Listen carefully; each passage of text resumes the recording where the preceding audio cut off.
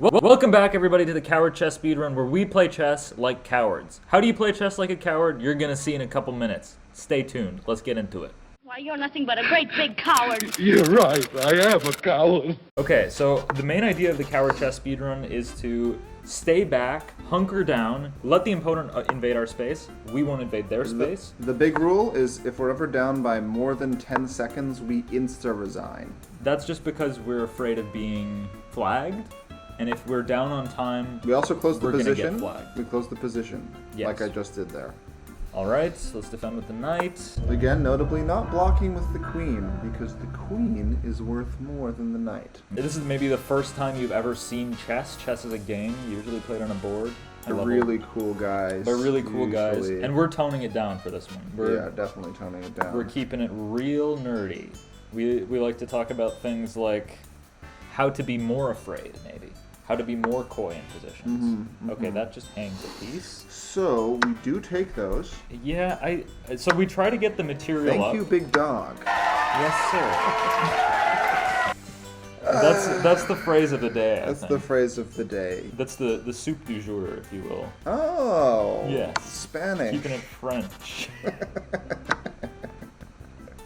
I see. Spanish. That is a pawn. You're in the Oh right. no, I hope he doesn't fork my queen in the pawn. Not a fork.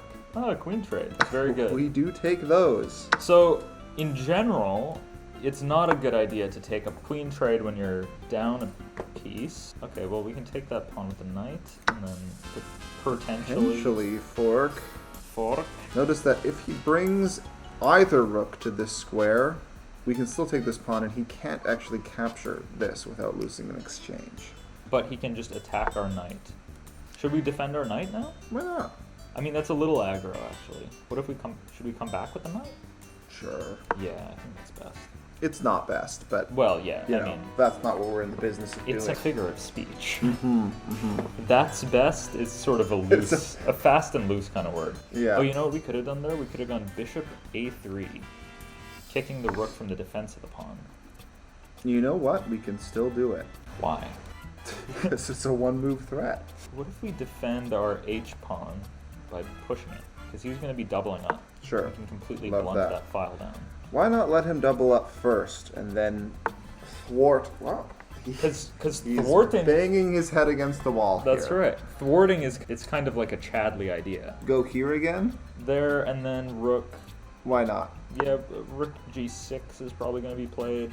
But, I mean, we don't see that far into the future, right? No, absolutely not. One move threats and one move defenses are sort of Our bread and butter. our bread and butter. That was a one move defense, actually, and we... Oh, okay, weird. Let's meet... Hold let's on. go Yeah, for like let's- the little... Let's do that. This is called the Dorito formation. A nice little triangle. Oh, that's beautiful. Yeah. It's also called massive dark squared weaknesses. Well, luckily he doesn't have a dark Dark squared bishop or a And queen. neither do we, really, let's be honest. That dark square bishop is doing This nothing. bishop's looking at this pawn like, That's- don't try any funny business. Let's figure out how we defend that knight. We Well, kind we of have one have defense. to do this. Yeah. Okay. But okay. But okay. Let's do this. And say, Great. ask his rook, what are you doing here? What are you doing here? Because then we can actually move that knight and take that pawn. Yeah, unless he wants to defend it on this square. That is how you defend the pawn. That is the only way to defend the pawn, sir.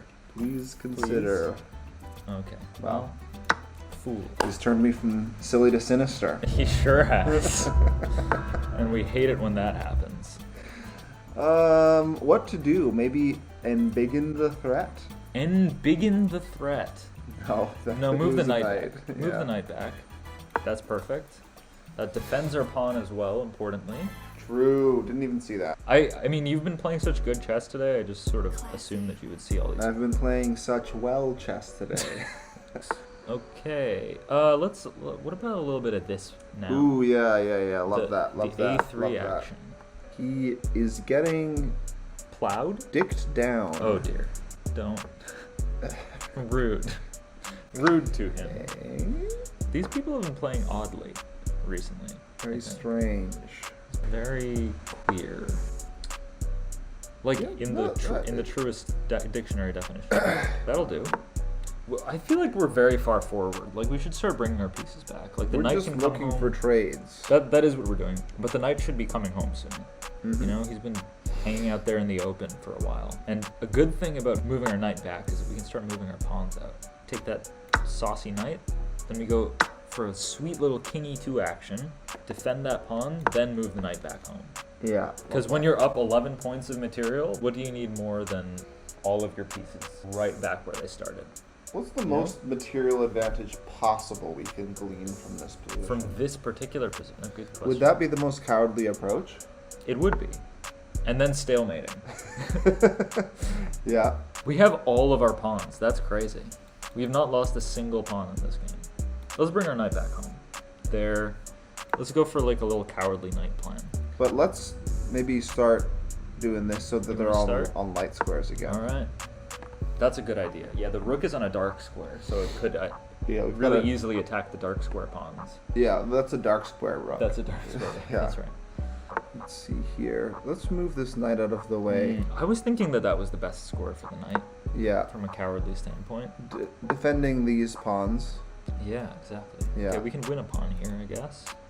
We like winning pawns at the expense of keep getting the position opened. A closed position opened. You know what?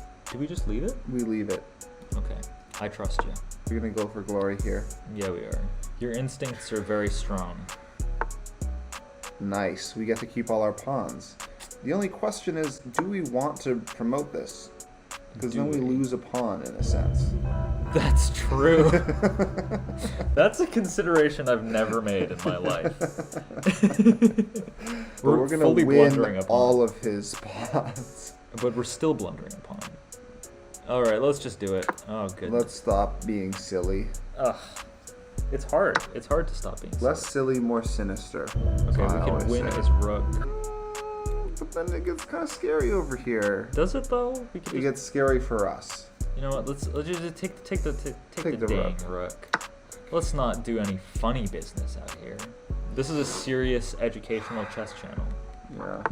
I was afraid of that move. What about ladder mate? Is that allowed? It is. I'll allow it.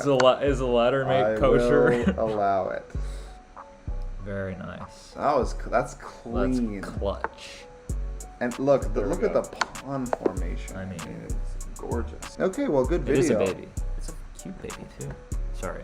Okay, don't. And we're rolling. Smells like bitch in here. Welcome to the Coward You're not Chess supposed to Speedrun. swear in the first 5 seconds. Okay, let's try that again. Okay. Cause that's good, right? It smells like bitch. Cause we're bitch. No, it's not that good. not Okay, that let's it's fine. Alright, We'll scrap take it. two. Scrap it.